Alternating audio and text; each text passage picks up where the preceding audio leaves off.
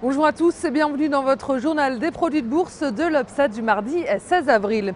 L'indice parisien aligne sur une deuxième séance de baisse d'affilée à moins 0,50% à 3710 points. Les mauvaises statistiques outre-Atlantique et en Chine ont pesé sur la tendance, sur le front des matières premières également. Le baril de brut est au plus bas depuis décembre dernier. Il a donc fait plonger les titres pétroliers du type Total, Technip ou Valourec qui perdent entre de 1 à plus de 3%. Et les bancaires pâtissent des mauvais indicateurs macroéconomiques et le 7 du terrain également. Sanofi termine en revanche en tête du CAC à plus de 3%. Et les marchés américains débutent la semaine en très nette baisse. La journée a été marquée, donc on le disait, par plusieurs indicateurs macroéconomiques décevants. L'indice de la production de l'activité manufacturière de la région de New York a donné le ton dès l'ouverture.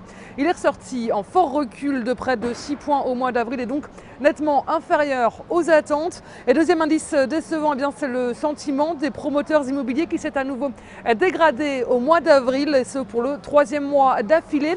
Et le marché a également réagi à la croissance moins forte que prévue du PIB chinois qui ravive les inquiétudes sur la croissance mondiale. Et ces statistiques économiques ont mis de côté les bons résultats des entreprises avec notamment Citigroup. Les résultats de la troisième banque du pays ont bondi de 30% et le titre a gagné plus de 2% en bourse. Les investisseurs américains attendent aujourd'hui les résultats d'autres grands comptes américains du type Yahoo, Intel ou Coca-Cola. Et les volumes sont en hausse sur le marché des produits de bourse avec 39,7 millions d'euros échangés dans une séance en léger repli.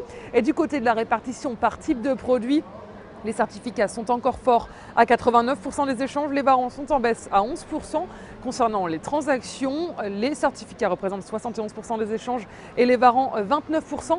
Et la répartition par sous-jacent nous montre que les indices sont en baisse avec 48% du marché, les actions sont à 43%. Et si on regarde la répartition des transactions sur les varants, on voit que les indices représentent 42% des échanges, les actions sont à 47%, le taux de change est à 1% et les matières premières sont à 10%. Et on s'intéresse aujourd'hui au pétrolier Total. Le titre enfonce le support des 36,70 € et marque de nouveaux plus bas annuels, libérant un nouveau potentiel de repli. Il reste contenu par ses moyennes mobiles à 20 et 50 jours, négativement orienté. Et enfin, l'indicateur de tension RSI évolue en dessous de sa ligne de signal et ne montre pas de signe de retournement. En conséquence, 38 € reste la résistance. Nous tablons sur une nouvelle jambe de baisse en direction des 34,50 € dans un premier temps. Et l'enfoncement de ce niveau amènera les cours sur les plus bas de 2012 à 33,40 €.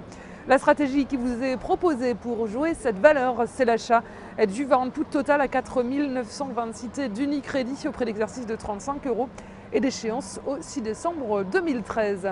Voilà, c'est tout pour aujourd'hui. Bonne journée et à demain.